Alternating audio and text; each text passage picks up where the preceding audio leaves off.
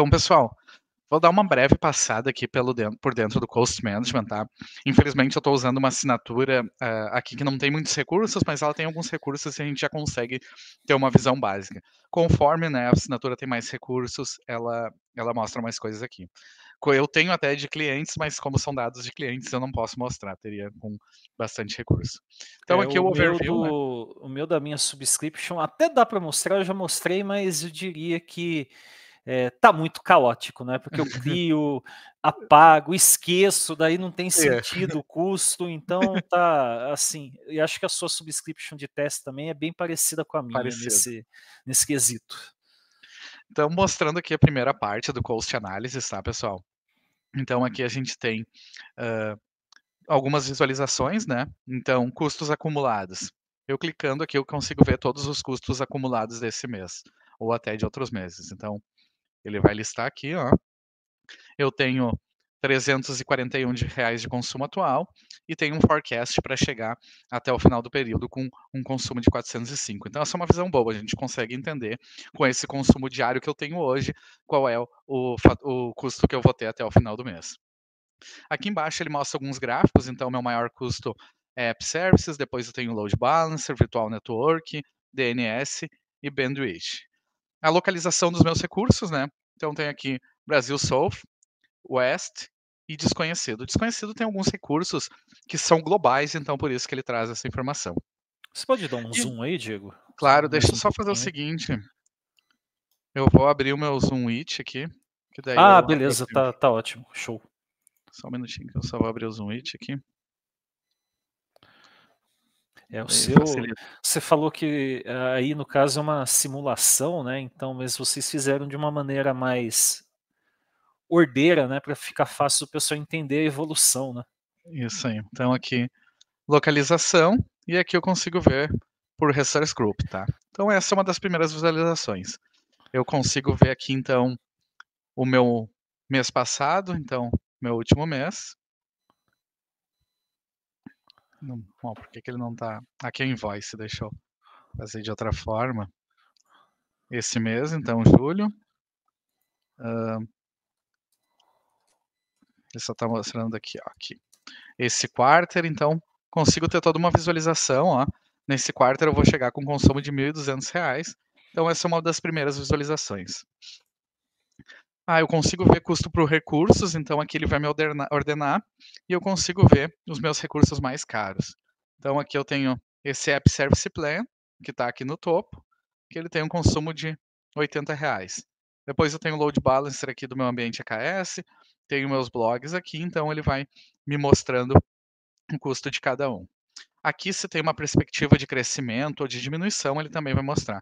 Como esse ambiente aqui eu não mexo faz um tempão, então ele está com esses valores. Tenho aqui os custos diários, então tomei alguma ação, fiz alguma alteração e quero ver se isso está surtindo efeito. Eu posso vir aqui nos meus custos diários e entender. Ó, eu tenho um consumo médio aqui de 5,51 por dia. Então, com esse cálculo aqui eu consigo entender se eu estou subindo em consumo, baixando. Não me pergunte se essa assinatura não mexe há bastante tempo, mas ela teve uma redução aqui um dia, então eu não sei por quê. Então, faz tempo. Talvez, alguma indisponibilidade É, que aconteceu e daí às vezes a Microsoft acaba, não dando um cobrando, né? desconto, né, então pode acontecer isso não só na Microsoft, mas em outros cloud providers também, né, Diego?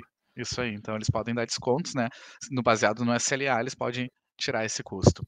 Então eu tenho diversas visualizações aqui, posso ver custo por recurso, por serviço e o invoice details. Como é uma assinatura patrocinada aqui, ele não aparece as invoices. Se é uma assinatura de faturamento que eu tenho, por exemplo, que eu estou pagando num cartão de crédito, eu vou ter uma invoice aqui descrevendo tudo que foi cobrado, tudo que foi debitado no meu cartão naquela invoice, tá?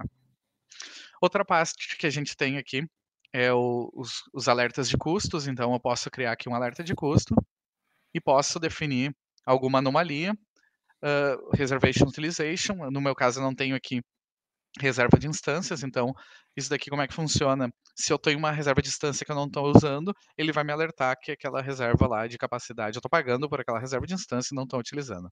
Então eu posso fazer as configurações aqui de anomalia de custos e qualquer anomalia ele vai me notificar. Isso eu sugiro, tá? Que seja ativado, porque eu tenho, por exemplo, tive uma invasão na minha conta, na minha subscription, e tem alguém criando recursos, eu vou ter um alerta aqui de anomalias, tá? Tem algumas regras aqui de alertas, quando chegar em tal valor, deixa eu mostrar aqui, detalhar mais. Quando chegar em tal valor e etc, eu consigo fazer também. Ixi, deixa eu voltar aqui para o meu Cost Management que eu acabei fechando. Tem o budget também, então vamos lá. Eu tenho um budget de... Estou criando um projeto para uma área de desenvolvimento. O Renato me pediu uma aplicação e ele falou que tem um budget para esse projeto de R$ 5.000. Então eu posso criar um alerta de budget e ele vai ficar monitorando esse consumo ali, ou do resource group do Renato, ou da subscription, ou somente de um recurso.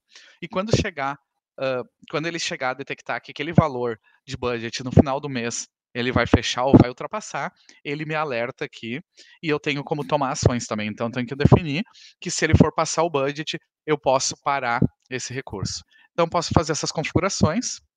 Aqui ele já me dá uma sugestão de budget, né, que é o meu forecast atual, mas se eu tivesse um novo projeto e fosse criar mais recursos, eu poderia colocar um budget maior.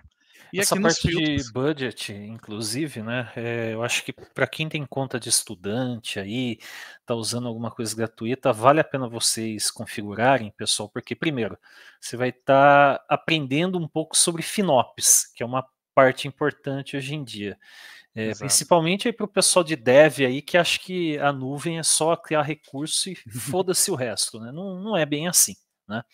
E também para evitar que você torre crédito, porque é bastante comum, principalmente conta de estudante, o cara cria, esquece uns dias, quando vai ver, acabou os créditos, né, Diego? Exatamente. Então tem que tomar muito cuidado. Então aqui eu consigo fazer os filtros, né? Como eu falei, eu posso fazer por resource group, se for um reservation, por o tipo de serviço. Então eu quero ter um budget para firewall, eu coloco um de budget para firewall, o tier. Então eu tenho diversos filtros que eu posso controlar esses budgets, né? Porque o que, que acontece muito? Uma área de negócio, uma área de desenvolvimento pede um recurso, diz que vai gastar US$ 1.000, acha que ninguém vai ter controle sobre aquilo ali, e ele pode passar dos US$ 1.000, criar mais recurso. Então, é bom a gente ter esses controles aqui e entender o consumo que eu tenho e quando eu vou chegar no final do mês. Custos, como eu falei na última live, é algo que pode matar um projeto totalmente de nuvem e matar projetos futuros. Eu dei o caso de algumas experiências que a gente pegou em cliente, que os caras falavam que a nuvem era cara, que não ia testar mais nada em nuvem, porque os últimos projetos tinham saído muito caro e etc. E aqui tem o advisor, tá? O meu, ele não vai me trazer nada, porque eu tenho poucos recursos, mas se você tiver recurso assim, por exemplo, ocioso, máquina virtual com ociosidade, ele vai alertar aqui e vai dizer, ó, talvez seja melhor desligar essa máquina durante a noite, reduzir o tamanho dessa máquina. Ah, essa máquina está sendo utilizada aí há 60 dias direto, talvez valha uma reserva de instância. Então ele vai me trazer todas essas recomendações dentro do advisor. A gente até comentou na última live, que agora a gente vai ter o Copilot dentro do Azure. Essa minha assinatura aqui não está liberada ainda, mas no Copilot eu vou ter isso utilizando AI por baixo, então eu vou poder solicitar informações, né, com mais detalhes, o que eu poderia fazer para reduzir o custo aqui, reduzir o custo ali e etc. Inclusive tem um vídeo no canal .NET que a gente gerou um corte da live anterior, né, mostrando aí o Copilot. Então, deixa eu pegar aí, pessoal.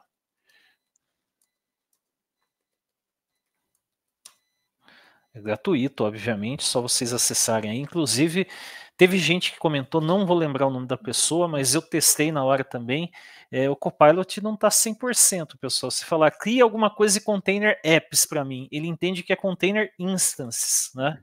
Então, a base lá que está sendo usada para o Copilot, lá, a base de conhecimento, ela precisa, né, Diego, obviamente, ser atualizada, porque já teve bastante coisa nova recentemente no Azure, né? Mas creio eu que a Microsoft vai corrigir isso muito em breve, né? Exatamente.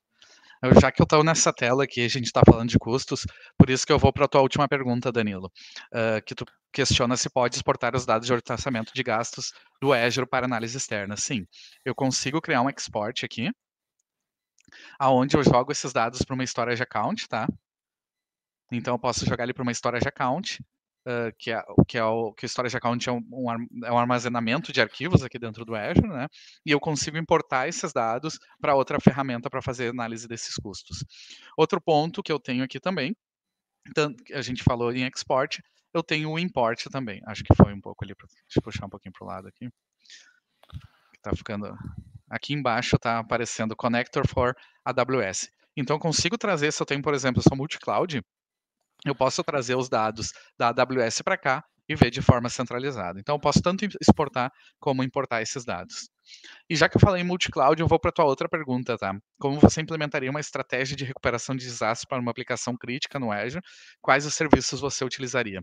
Isso vai depender muito, Danilo, do tipo de aplicação que tu está utilizando. Ah, eu estou utilizando máquina virtual, eu estou utilizando um app services, eu estou utilizando um banco. Então, a gente precisa montar essa estratégia montado em cima do desenho de arquitetura que tu tem e qual SLA tu precisa para essa aplicação. Então vamos lá, eu posso ter em máquinas, vou citar máquinas virtuais aqui por cima.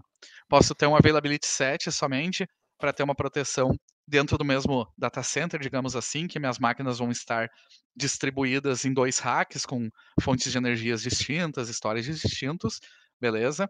Vou para outro nível.